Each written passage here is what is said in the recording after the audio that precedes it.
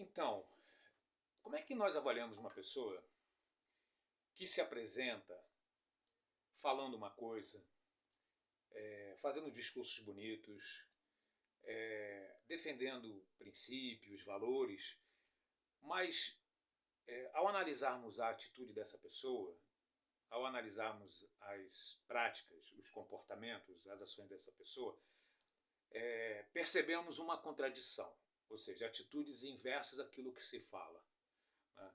Então, ao que parece, essa pessoa ela não é autêntica, ela não é sincera, ela gosta de enganar as pessoas, né? De fazer um tipo, né? Não é uma pessoa verdadeira, né? É uma fraude. E quando eu analiso o Brasil, né, já há algum tempo dedicado aos estudos, às pesquisas sobre a história da formação social política do Brasil, eu meio que comparo o Brasil a essa pessoa. Por quê? Porque o Brasil, no Brasil, nós percebemos que a classe política sempre fez discursos grandiosos, de bons planos, de um futuro diferente. E a população, de uma certa forma, meio que acompanha isso e até subscreve positivamente, porque desde que o Brasil se tornou república, os políticos eles ocupam os lugares a partir do voto, né? Então, me parece que o Brasil ele tem esse comportamento de uma pessoa que não é autêntica, que não é verdadeira, que é uma fraude, é uma pessoa contraditória. O Brasil para mim, um país contraditório. Por quê? Porque desde o final do século XIX, né, a abolição da escravidão em 88, a República em 89, ou seja, desde do fim do século XIX, que nós temos um Brasil que faz um discurso de prosperidade, de desenvolvimento, de crescimento, mas o que nós percebemos, né, isso aí considerando tão menos de 150 anos, né, e outros países, nós percebemos, países do norte, né, porque são países colonizadores, e os países do sul foram países colonizados, que é o caso do Brasil. Então nós percebemos que o Brasil ele conspira contra si mesmo. O país Brasil e o povo brasileiro, né, que de uma certa forma autentica e valida esse comportamento dos representantes do povo, ele se apresenta dessa forma contraditória, não autêntica, não verdadeira. Então faz discursos de metas e resultados positivos, mas que a realidade é completamente diferente. Quais são os nossos grandes problemas de sempre, permanentes? Pobreza, violência, e também a falta de qualidade de vida, né? Então nós temos insegurança em várias questões, né? Sobre a violência, sobre a questão econômica, sobre o futuro do país. Então, nesse sentido, me parece que o Brasil se apresenta dessa forma, né? Como uma grande fraude, né?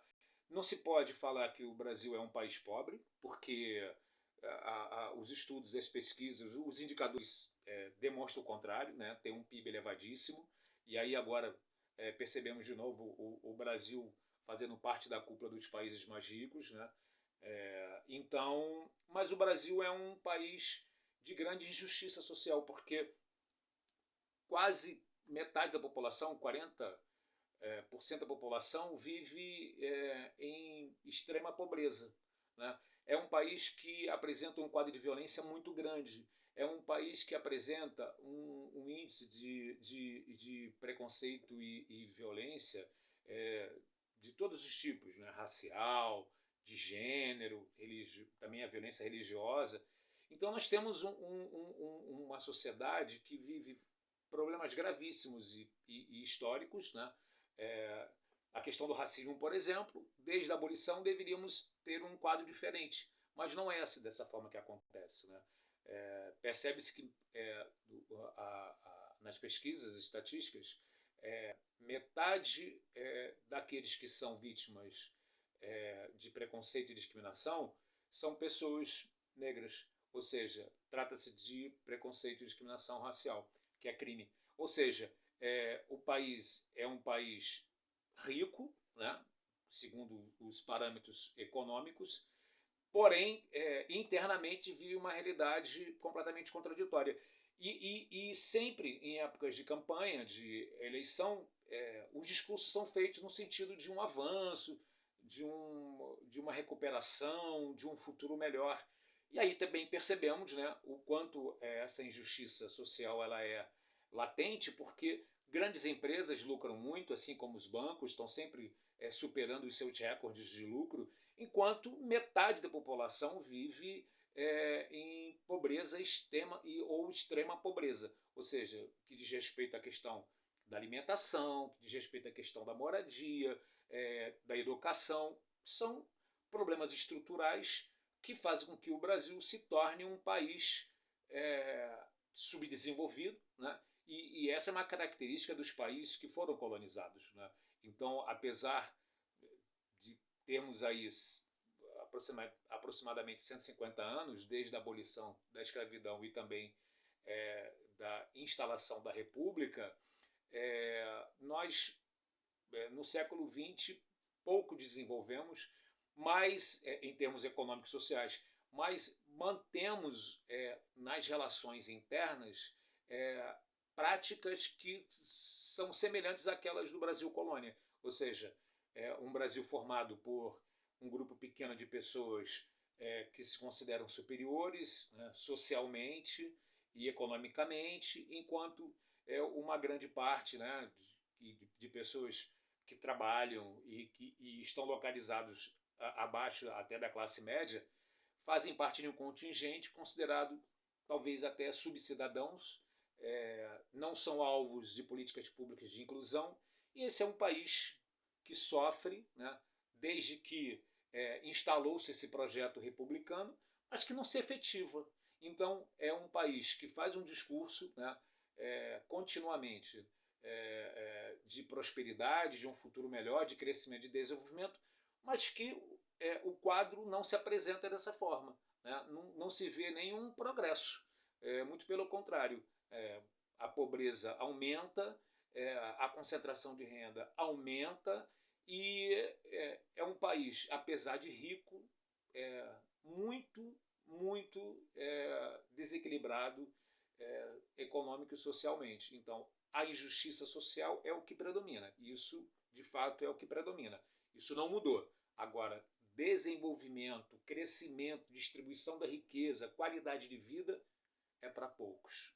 De fato, é para poucos. Então, me parece que o Brasil é um país que se apresenta dessa forma, como essa pessoa, que fala uma coisa, mas faz outra. Não é autêntica, não é verdadeira. E, de fato, né, a representação política do povo participa desse processo de fraude, né? De engano, porque é como se estivesse ludibriando todas essas décadas o povo e a situação não muda, né? A situação se mantém, essa situação ruim, e vivemos na insegurança. Esse país ele se apresenta um país muito ruim, apesar, né, inclusive das suas riquezas naturais, né, que são vendidas para o exterior e que é um atrativo para o turismo, mas que a vida aqui ela está muito abaixo do que deveria, com certeza. E não é porque é um país pobre, muito pelo contrário, segundo os indicadores econômicos, trata-se de um país rico.